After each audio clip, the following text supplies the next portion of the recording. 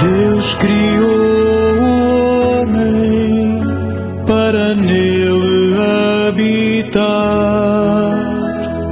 mas os seus desejos o afastam do altar. O plano inicial de Deus perdeu-se nesse mundo. Cada vez é mais difícil um coração reto encontrar. Com tantas vozes deixou-se enganar, e a imagem de Deus deixou de espelhar. Qual é maior, o ouro ou o altar?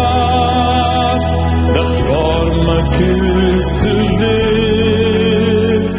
define quem você será. Qual é maior, o ouro ou o altar?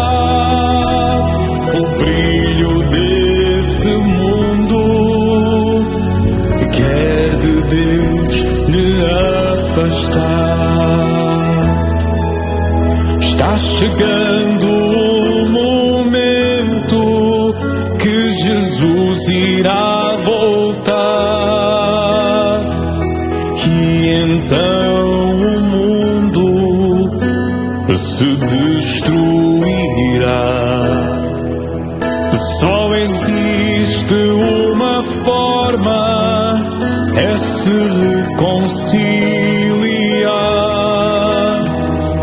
O altar está pronto,